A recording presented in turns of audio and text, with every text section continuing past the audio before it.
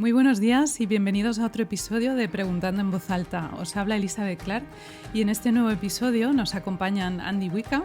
Hola, buenas. Y Gerson Mercadal. Buenos días, ¿qué tal? Todos tenemos preguntas profundas y las respuestas a esas preguntas dan forma a nuestra vida. Esto es Preguntando en Voz Alta, un podcast de Fundación RZ.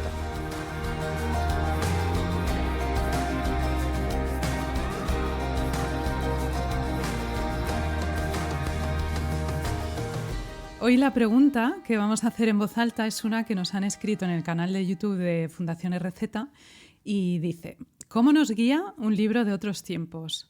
Es decir, tenemos manuscritos antiguos que conforman la Biblia, son de hace siglos, ¿no?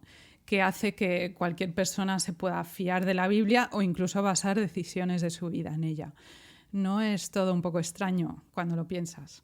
Pues la verdad es que, hombre, sí que puede parecer bastante extraño, ¿no? No sé cuántos de nosotros querríamos basar nuestra vida, nuestras decisiones, nuestras prioridades, nuestra eternidad, incluso en, yo qué sé, la Ilíada de Homero o el Quijote, ¿no? Cualquier libro de la antigüedad.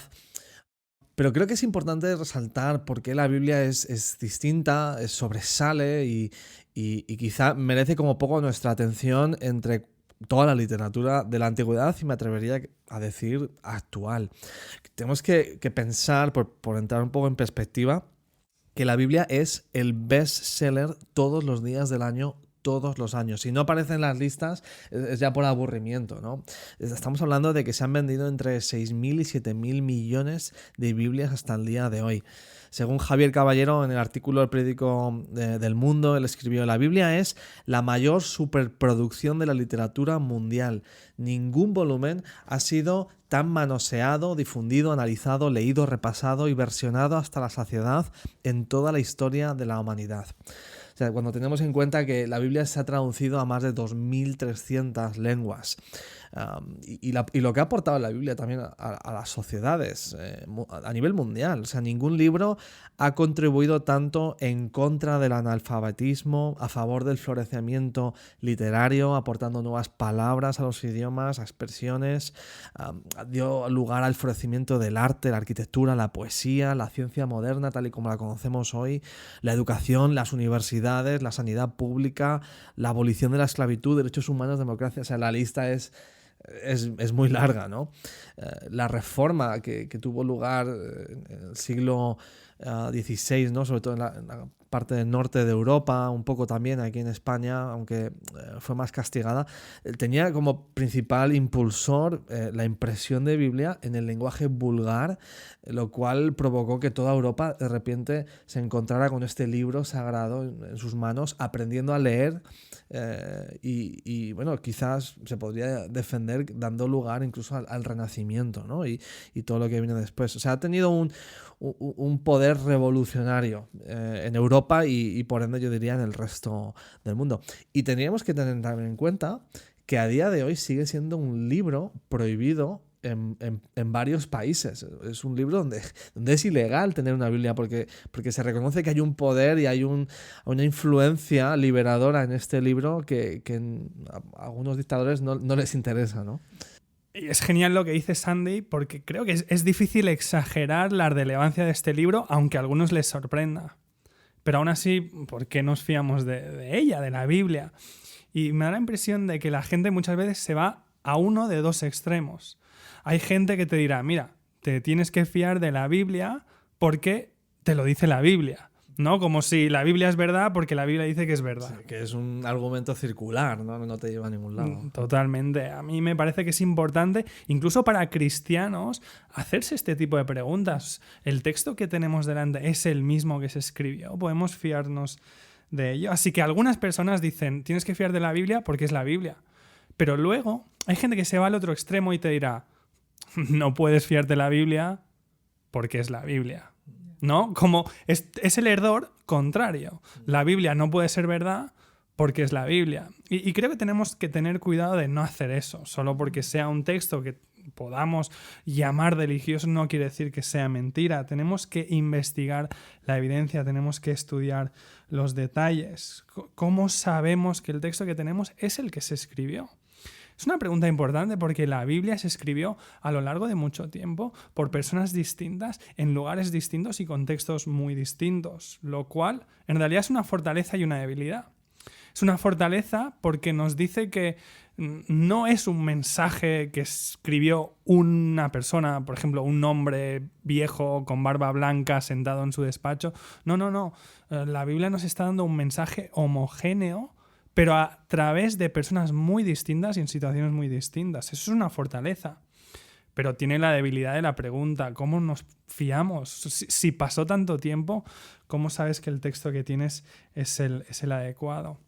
Bueno, allí entramos en lo que se llama la crítica textual. La manera de analizar la Biblia es como haríamos con cualquier otra obra literaria y la gente lo hace. La Biblia es examinada a diario en las principales universidades del mundo y hay que decirlo, es uno de los documentos que más se han examinado.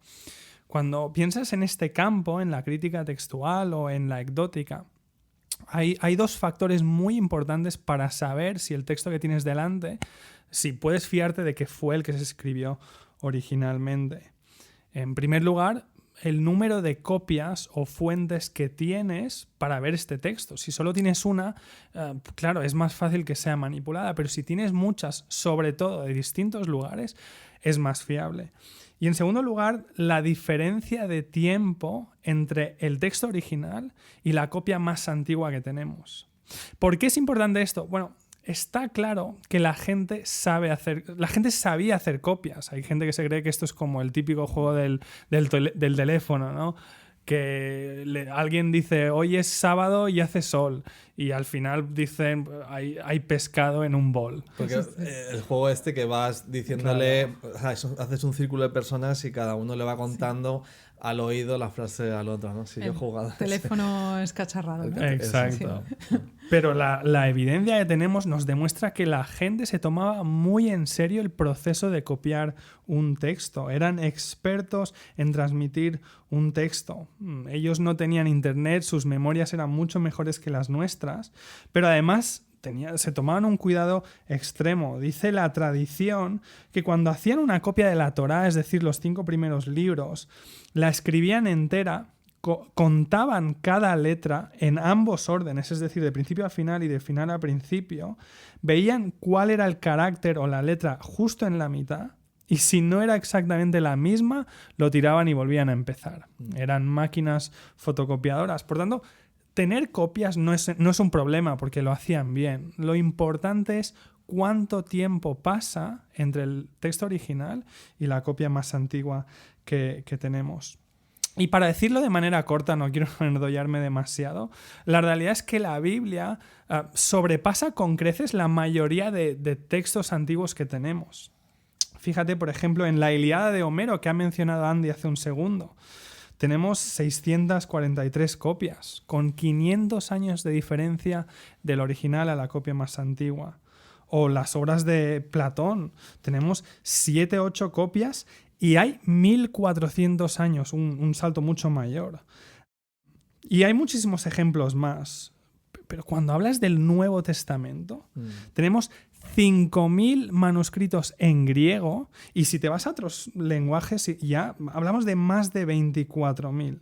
Es una locura la cantidad de fuentes que tenemos. No solo eso, sino que además son muy cercanas. Antes hablábamos de 1.400 años de diferencia, de 500 años de diferencia, y nadie los pone en duda. Con el Nuevo Testamento tenemos fragmentos que datan de menos de 100 años. Probablemente, y estamos siendo cautelosos aquí. Si te vas a algunos detalles concretos, el papiro P52 se conoce como el papiro de Erdailands. Es un fragmento del Evangelio de Juan y data del año 125 después de Cristo. Estamos hablando de 30 o 40 años después del original, así que tenemos una evidencia increíble para poder fiarnos de que el texto que tenemos es el mismo que se escribió. Claro, me dirás, bueno, Gerson, vale, estamos viendo que el texto es fiable, pero ¿cómo explicas el que haya diferencias. ¿Hay diferencias entre los distintos manuscritos? Es algo que a veces nos preguntan. Y es una buena pregunta. La realidad es que sí que hay algunas diferencias entre distintos manuscritos que eran copias de los originales. Hay ligeras variaciones. Pero la realidad es que cuando lo estudias te darás cuenta de que el 99% de estas variaciones no tienen relevancia. Son, por ejemplo, cómo escribes un nombre específico. Por ejemplo, una variación muy común en el griego es que quitabas la N al final de una palabra si la siguiente empezaba por vocal. O, por ejemplo, cambiar el orden de las palabras, que no cambiaba el significado en ese lenguaje. Así que las pocas variaciones que hay, la mayoría no hacen ningún tipo de diferencia en el mensaje. Y si hubiera cualquier tipo de duda, esto es importante, tu Biblia, el libro que tienes, te lo va a indicar al final. Y esto es algo que sí que quiero enfatizar. La Biblia no oculta el hecho de que pueda haber alguna variación. De hecho, para algunas personas el hecho de que hay una variación es un signo de fortaleza, es un signo de autenticidad. Si ahora les preguntáramos a 10 oyentes que transcribieran este podcast habiéndolo escuchado antes, probablemente habría diferencias. Pero es lo que deberías esperar. De hecho, si los 4 oyentes vinieran con el mismo texto, dirías, vale, han hablado entre sí, es imposible que escriban exactamente lo mismo. Es normal que haya alguna variación y de hecho, como digo, es un signo de fortaleza de que no ha sido manipulado. De hecho, aquí hay un accidente histórico que a mí me llama mucho la atención. Algo que ocurrió cuando lo comparas, por ejemplo, con el Corán.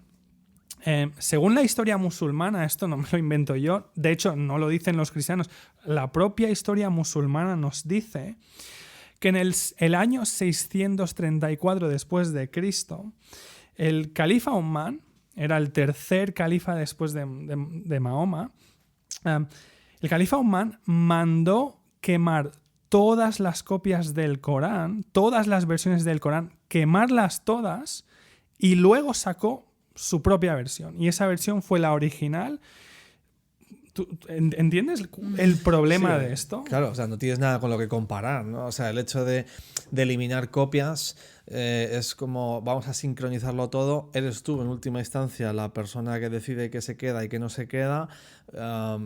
Y ahí se queda todo. O sea, hasta que hemos llegado. Exacto. O sea, esta es la versión, punto y final. A partir de ahora no hay. Claro. Yo creo que sí, que es verdad, que es una fortaleza y una autenticidad del que haya tantas copias. Y el hecho de que haya diferencias, a mí particularmente me ayuda a ver que en la Biblia, como dices, no se esconde. Y cuando hay alguna diferencia se pone en tal manuscrito, en el manuscrito siriaco, en el manuscrito, en la versión Septuaginta, aparece esta palabra de esta otra forma y se documenta. Pero para mí lo importante es que no son palabras que marquen una diferencia teológica, que cambien los eventos principales de la Biblia, que alguien llame a una ciudad Capernaum o Cafarnaún, no me plantea un gran problema, ¿no? O una preposición aquí y allá, ¿no? Realmente creo que es Bruce Metzger, uno de los mayores expertos del mundo, que hablaba de que tenemos el 99,8% de la Biblia transmitida perfectamente y las 400 palabras o así que hay por ahí que hay dudas porque hay conflictos de manuscritos son absolutamente relevantes, ¿no? Muchas de ellas siendo consonantes, nombres o preposiciones, ¿no? Hay una frase de John W. Montgomery, que es una de las eminencias mundiales sobre este tema. Él dice: poner en duda la autenticidad del Nuevo Testamento es permitir que toda la literatura clásica de la antigüedad desaparezca en la oscuridad, porque ningún otro documento de la antigüedad está tan bien documentado como lo está el Nuevo Testamento. Yo creo que es una cuestión de perspectiva también, ¿no? Si vamos a desechar la Biblia, habría que básicamente desechar todo lo demás. El Quijote, básicamente cualquier manuscrito que preceda al siglo XVIII, ¿no? Del que tenemos pocas copias, ¿no? Entonces estamos viendo que las diferencias no son un problema. De hecho, si volvemos al ejemplo de si alguien tuviera que transcribir este podcast, si alguien encontrara 5 o 4 copias distintas de lo que hemos dicho y hubiera ligeras variaciones, hemos visto, ¿no? No debería decir, está claro que es falso. De hecho, lo que sí podría decir viendo 4 copias separadas es, vale, algo ocurrió, ¿no? Y termino ahí. El hecho de que tengamos tantos fragmentos separados, es verdad, puede que haber alguna diferencia, tienes que valorarla, como nos decías, no tienen una trascendencia, pero lo que sí podemos afirmar es algo ocurrió, algo provocó todos estos manuscritos. Podríamos, sin embargo, quizás pensar, vale, está todo muy contrastado, hay muchos documentos, pero ¿qué pasa si es la mentira mejor propagada del mundo, ¿no? Que se ha visto hasta el momento? No, ese es muy buen planteamiento porque, claro, vale, vamos a decir que tenemos el original, ¿no? Una aproximación casi idéntica a la Biblia y podemos estar confiados en que tenemos los originales. Pero ¿y si son mentiras muy bien propagadas, ¿no? ¿Cómo sabemos que de verdad es histórico, ¿no? Oye, a lo mejor el Quijote o Harry Potter, oye, las copias que nos llegan a nuestras librerías están escritas tal y como J.K. Rowling lo escribió, ¿no? Y fue su intención, pero otra cosa es que nos creamos que Harry Potter es verdad, ¿no? O que es algo histórico, ¿no? Por lanzar algunos datos, ¿no? La historicidad de la Biblia, creo que no se ha encontrado hasta el día de hoy ningún nombre, localidad, evento en la Biblia que esté demostrado como falso. Es verdad que hay muchas cosas en la Biblia de las que no se han encontrado evidencia, pero aquí hay algo que tenemos que tener en mente, que es la falta de evidencia no significa que no haya evidencia. O sea, el hecho de que yo no encuentre, por ejemplo, evidencias arqueológicas de que el pueblo de Israel vivió en Egipto bajo tal faraón, pues no sé, 1400 años antes de Cristo, no significa que no sea verdad. Lo cierto es que sí que tenemos algunas evidencias de que hubo un pueblo de lengua semítica cohabitando en Egipto durante aquel tiempo. Pero la verdad es que la cuenca del Nilo y toda esa zona, por todo el agua que no se han encontrado casi ningún tipo de manuscritos o de evidencias arqueológicas porque acaban siendo destruidas. Deberíamos esperar no encontrar nada. Ahora, que no encontremos nada no significa que no haya ocurrido, simplemente que no tenemos acceso. Pero sí que se han corroborado multitud de eventos en la Biblia. Lo cierto es que si nos vamos a la arqueología, por ejemplo, la arqueología, que es una ciencia relativamente moderna, empezó siendo muy crítica, muy...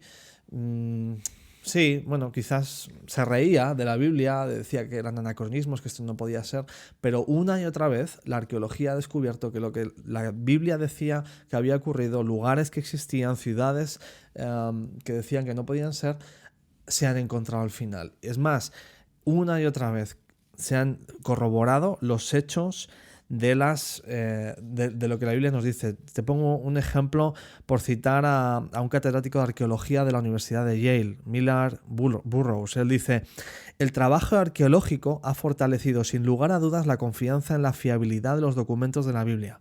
Más de un arqueólogo ha aumentado su respeto por la Biblia a través de su experiencia excavando en Palestina. La arqueología ha refutado en muchas ocasiones las opiniones de los críticos modernos. O te cito a Nelson Glueck. Este hombre tiene más de 1500 hallazgos arqueológicos. Él dice: podría decirse de forma categórica que ningún descubrimiento arqueológico ha contradecido alguna vez una referencia bíblica. Y multitud de descubrimientos arqueológicos han confirmado con total exactitud declaraciones históricas bíblicas.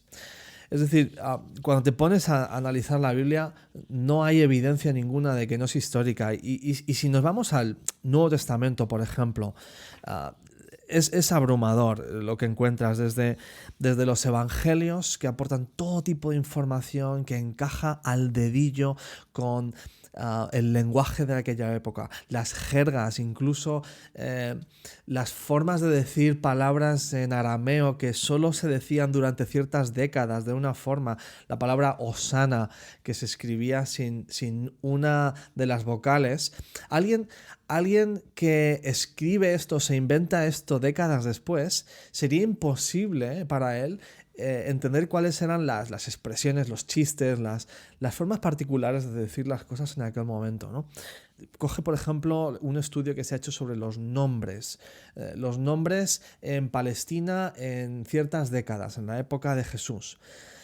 Hoy sabemos que coinciden exactamente los top nombres de aquellas épocas de hombres judíos que son distintos en Egipto o en Turquía. Pues en Palestina coinciden exactamente cuáles son los nombres top. ¿Y cómo sabemos que atinan al 100%? Porque, por ejemplo, Judas era uno de los principales nombres que se usaba mucho. Juan era otro nombre que se usaba mucho. Y notas algo en los evangelios que es curioso, siempre especifican a qué Juan nos referimos, ¿no? Esto es como si tú sales a la calle y dices soy Pedro, ¿no? O yo qué sé, no sé cuál es el nombre más top hoy, ¿no? Pero si tú gritas Pedro en una época donde todo tu vecino ha llamado a su hijo Pedro, como no especifiques más a quién te refieres, van a venir 3 o 4 niños a comer a casa, ¿no? Encontramos lo mismo en el Nuevo Testamento. Pero con nombres de pueblos. Detalles como que los evangelios siempre aciertan cuando están describiendo la geografía, el subir a una ciudad o bajar a una ciudad, las carreteras, las vías públicas, los lugares donde se recogían impuestos, que tenemos documentación a día de hoy que nos confirman dónde se encontraba Mateo, el recaudador de impuestos. Bueno, se encontraba en una ciudad precisamente del Imperio Romano que se dedicaba a eso, ¿no? Todo tipo de aciertos que no tenemos tiempo para hablar, pero que nos hablan de una exactitud y una precisión que solo gente del momento que está de verdad contando los hechos, tal y como ocurrieron, podría documentar. Sería imposible inventarse todos estos detalles incluso décadas después. Luego tenemos al menos 18 referencias externas a la Biblia de historiadores y gente que está narrando qué ocurre en el primer siglo, que nos hablan y nos confirman todo tipo de datos, especialmente sobre Jesús. O sea, tienes al historiador romano Tácito, ¿no? Que es altamente respetado. Este hombre fue senador, cónsul romano, tenía acceso a las arcas, a las bibliotecas. Él podía documentar, tenía las herramientas para documentar y era su trabajo, ¿no? Es más, tenía que ganarse el favor del emperador. Este hombre habla de cristianos que van a fuego, habla de durante el reinado de Tiberio, que está Jesús, que pasó la crucifixión, habla de todo tipo de eventos. Está Flavio Josefo, que escribe alrededor del año 61 después de Cristo y que es de Jerusalén. Este hombre fue un comandante de las fuerzas judías en Galilea durante la revolución contra Roma, capturado por los romanos en el 67, cayó bajo la gracia del emperador Vespasiano e intenta escribir para él. O sea, no era un amigo de los cristianos ni por asomo. Y sin embargo, nos da todo tipo de información sobre Jesús. Nos habla de Herodes, de Pilato, de Félix, de Festo, de procuradores de Judea, de las familias sumos sacerdotales, de todo tipo de eventos, ¿no? Tenemos a Plinio el Menor, tenemos a Atalo, tenemos el Talmud babilónico, y toda una serie de referencias, ¿no? A veces escuchamos hoy, bueno, Jesús no sabemos si existió. Bueno, eso es una sandez, en el sentido de que en ninguna facultad de historia del mundo que se preste un mínimo de rigor, podrías decir eso delante de ningún profesor. Y aún así hay gente que lo sigue diciendo, ¿no? Pero poner en duda ya no solo la existencia de Jesús, sino la inmensa mayoría de lo que están narrando los evangelios, el Nuevo Testamento, es ir en contra de lo que la crítica histórica nos está diciendo y la evidencia que disponemos a día de hoy. Sí, probablemente tendremos que hacer un podcast sobre Jesús, ¿verdad? Sí, de hecho, lo pondremos en la lista. Mola mucho lo que dice Sandy, porque es verdad, los detalles marcan la diferencia. El Nuevo Testamento está lleno de detalles. De hecho, lo que a mí me impacta más es que precisamente la falta de detalles y precisión es lo que vemos en los textos que sabemos que no eran fidedignos, que no eran reales. Cuando tú estudias los pseudoevangelios, que sabemos que se escribieron siglos después, y lo sabemos de varias maneras, pero una de ellas es porque no incluyen detalles, y los pocos que incluyen a veces se equivocan. El Evangelio de Felipe, por ejemplo, solo nombra 2 sitios. Los otros evangelios mencionan más de 20, pero el Evangelio de Felipe, uno de estos pseudoevangelios escritos mucho después, solo menciona 2, Jerusalén y Nazaret. Pero es que encima se equivoca y habla de Nazaret como si fuera el segundo nombre de Jesús. Esta es una de las razones por las que vemos cuando un texto no es fiable. Sí, o tienes, por ejemplo, el Evangelio de María, que ni siquiera te dice qué María, ¿no? O sea, quiero decir, es impensable que en el siglo I en Palestina tenemos a María Magdalena, María la hija, o sea, todo tipo de especificaciones, y poner el nombre es un anacronismo realmente, ¿no? Intentar hacer pasar algo de cientos de años más tarde como algo fidedigno, ¿no? Está claro que la gente que escribió el Nuevo Testamento sabía de lo que estaba hablando. De hecho, no solo eso, sino que además sabemos que no lo estaban haciendo intentando engañar a la gente, porque además incluyen detalles que hubieran sido muy perjudiciales para ellos mismos.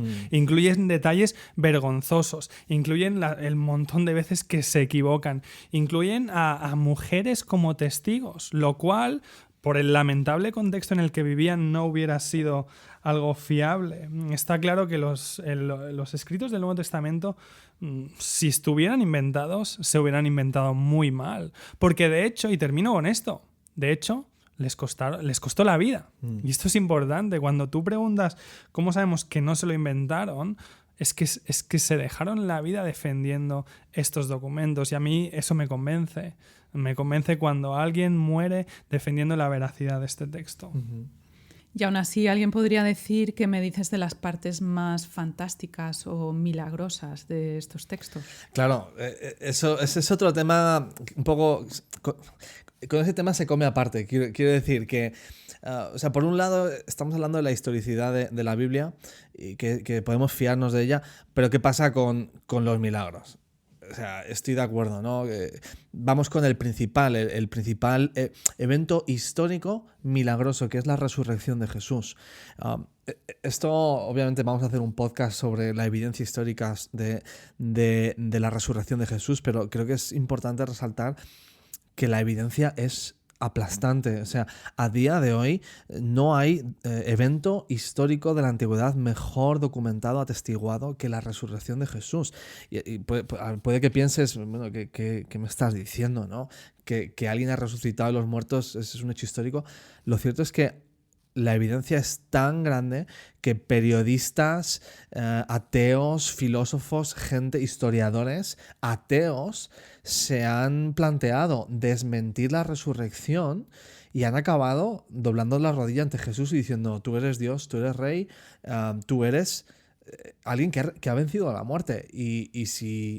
Lo que la Biblia nos está diciendo es que si Jesús resucitó de verdad, significa que todo lo que dijo es verdad.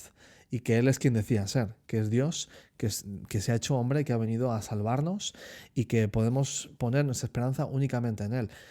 Pero yo creo que es importante entender que la resurrección no es una idea feliz, sino que es un evento histórico. Y si no es histórico, como nos dice Pablo en una de las cartas en el Nuevo Testamento, en 1 Corintios, dice: si Cristo no ha resucitado, nuestra fe es vana, nuestra fe no vale para nada. Es decir, el cristianismo entero se desmorona. Esto es importante porque algunos cristianos piensan que la resurrección hay que creerse como que pues, Jesús era un espíritu o un fantasma que flotaba o fueron apariciones o alucinaciones. Todas estas teorías han sido completamente descartadas. Insisto, esto merece un podcast en sí mismo, pero simplemente resaltar que hay mucha evidencia histórica sobre los milagros.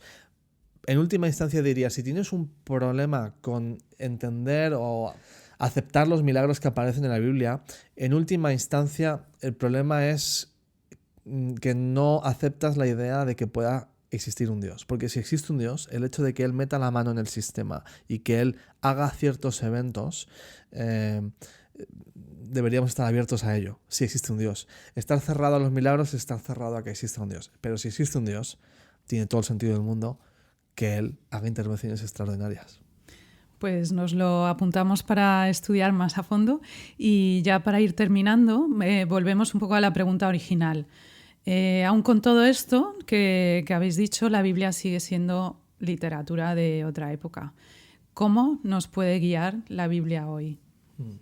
Buena pregunta, Lisi. Mira, si hay un Dios que nos creó y nos creó de manera racional, somos seres racionales, pero más que racionales, somos seres relacionales, somos seres que nos comunicamos. A mí me da que tiene mucho sentido que este Dios quisiera comunicarse con nosotros. Y si fuera a hacerlo, creo que la mejor manera, o una de las mejores maneras, es desde luego el lenguaje, que es lo que nosotros utilizamos para comunicarnos. Sabiendo todos los datos con los que empezábamos, que nos decía Andy, si la intención de Dios con la Biblia era hablarnos, lo está consiguiendo, sin duda. La Biblia nos habla de cómo es la realidad, de cómo es la historia en la que vivimos. Más que eso, nos habla de nuestra propia identidad y de nuestro propio lugar en esta historia, en esta realidad, en la cosmovisión que encontramos en la Biblia. Podemos construir una identidad segura y de la que nos podemos fiar, una identidad que no se va a ir con el viento o cuando cambien las modas. Y en último lugar, la Biblia nos habla de buenas noticias. Nos indica, nos dice que hay un problema, que necesitamos ayuda, lo cual vemos en todas las películas, series, canciones, que necesitamos ayuda. Y más allá de eso, nos habla de dónde viene esta ayuda. Nos habla de Jesús que irrumpe en la realidad para venir a rescatarnos cuando más lo necesitábamos. Creo que es importante resaltar cuando preguntamos cómo nos guía un libro como este, como la Biblia, entender en primer lugar que hay una inspiración divina detrás. Es decir, la Biblia habla de esto claramente, ¿no? Y por eso se la entiende como la palabra de Dios. Que toda escritura está inspirada por Dios. Hay diferentes formas en las que Dios ha hecho que este libro sea especial. Algunos sí les ha dictado algunas palabras, pero en general es a través de las personas y de sus historias que Dios ha querido narrar su historia y revelarnos su carácter y quién es. Eso quiere decir que es la forma favorita en la que Dios se da a conocer, en la que Dios quiere hablarnos. Y nos habla de que es un Dios que quiere relacionarse conmigo. Es decir, la Biblia ha sido inspirada para que podamos oír la voz de Dios y conocerle íntima y personalmente. Y eso a mí personalmente me emociona. Llevo años experimentándolo. He escuchado la voz de Dios una y otra vez en mi vida a través de la Biblia y de muchas otras formas. Dios puede hablarte de muchas maneras. Creo que puede hablarte de tu conciencia, a través del arte, de un amanecer, de un sueño, de lo que alguien te diga, de otra persona.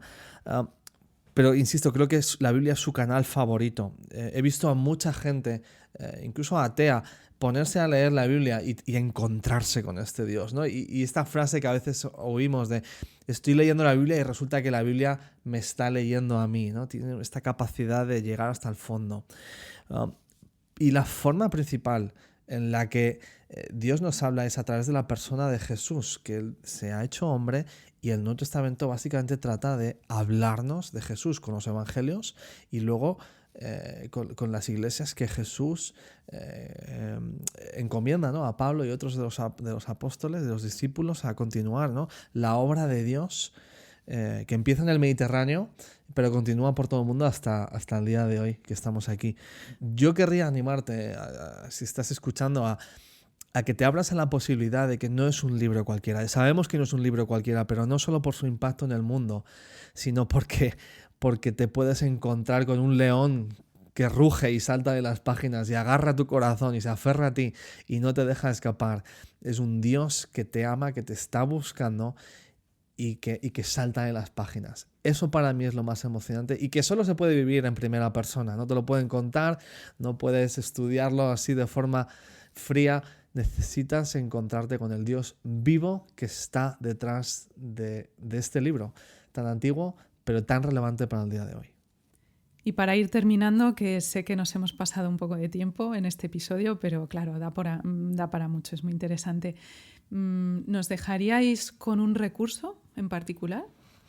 Pues, hombre, para el que quiera investigar un poco más a fondo este tema, que hay muchísima literatura, recomendaría sobre todo un curso que ofrecemos que se llama el módulo optativo de la Biblia, que se puede encontrar en nuestra página de cursos online, que es rcimacademy.es, y ahí toda una serie de cursos. El de Biblia en particular son preguntas sobre, pues, podemos fiarnos de la Biblia, no se contradice la Biblia, es histórica la Biblia, o va en contra de la ciencia, y todo tipo de preguntas parecidas. Es un módulo que dura 10 semanas. Lo haces con otros 100 estudiantes de habla hispana, lo haces online, te quitas solo 2 o 3 horas a la semana, pero cientos de personas lo han hecho y les ha encantado. Para profundizar, como digo, para ayudarte a hablar de estos temas también en el trabajo o con amigos, y cuenta con algunos de los mejores historiadores y conferenciantes sobre este tema, gente como John Dixon, que es historiador en la Universidad de Australia, él habla sobre Jesús histórico o arqueología, o gente de ese talante. Así que simplemente animar, echarle un vistazo, y si quieres seguir investigando, pues sería un punto donde poder empezar.